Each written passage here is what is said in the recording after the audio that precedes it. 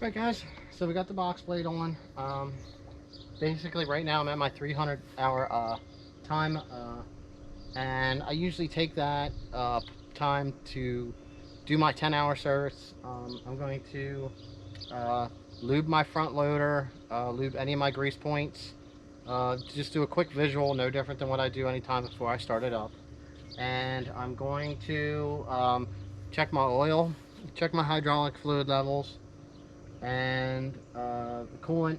You know, just basically a quick overlook. That's something that you should do every 10 hours. So with that, I'm just going to get you here. I'm going to drop this down. Drop that down. I always like to, if I'm parked, I always like to drop that down, because you never know. Somebody could bump the knob. If you know, someone could be under there, a kid, a dog, something. So anytime I park, I usually try to drop that down so that I know it's not getting dropped on something it shouldn't be. So since I just drove it over here a couple minutes ago, you want to let it sit 5 or more minutes before you go checking the oil. There's something about having them run down to the bottom. So I'm going to go and grab my grease gun, and I'm going to start putting some grease in this thing.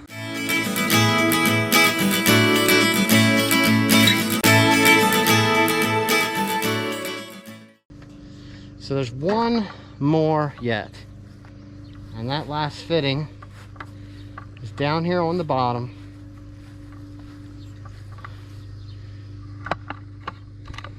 Underneath here. 4. I believe it is the brake pedal.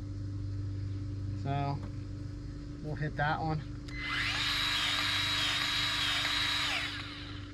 All right. Okay. I mean, that right there pretty much concludes greasing of everything for your 10-hour again and again and again. So the more you grease, the longer stuff lasts. It just, you know, really helps. You can see, here's our coolant. Looks pretty good. Here's our screen. That actually looks pretty good. Look, here's our oil. Let's pull this out. It's about time, I think. I'm going to be changing this oil, even though it's not recommended by the owner's manual. I'm going to have it done a lot sooner. Okay, there we go. Alright, looks good. Oil's full.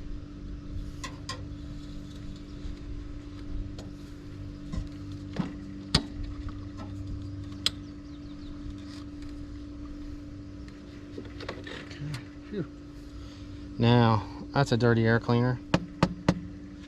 Definitely getting its use. And you know, just like I said, double check it. I know that that's going to need replaced here very shortly.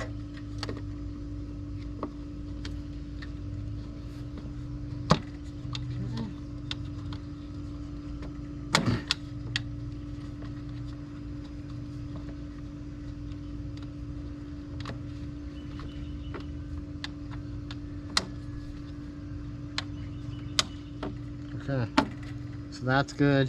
My belt looks good. Everything looks good down inside here.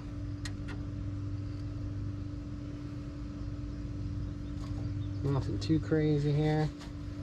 All right, now we're going to go around to the back.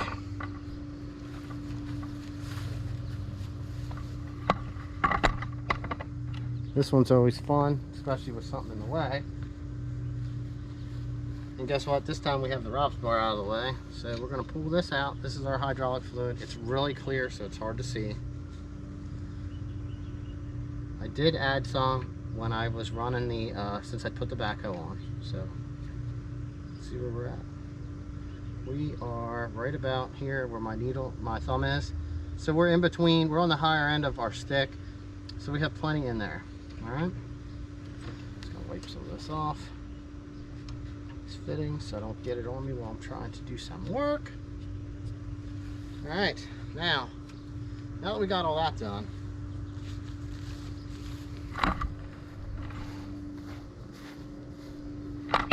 it's time for that really fun task. It's time for that really fun task of actually putting some fuel in this thing. It's pretty low.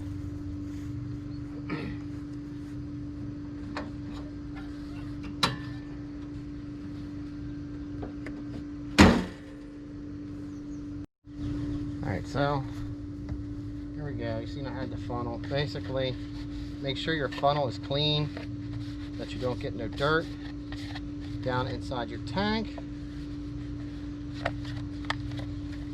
Okay. Remove your cap, which I already have broke loose. So we're going to stick our funnel in here.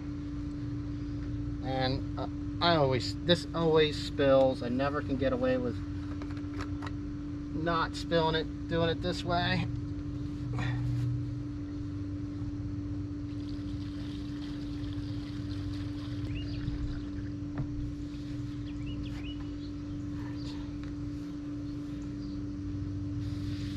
Put a little bit more in there yet.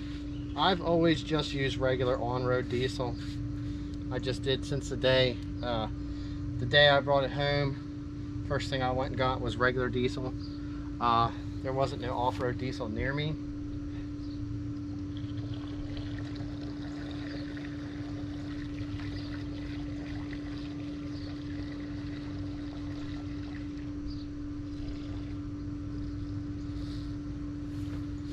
Okay.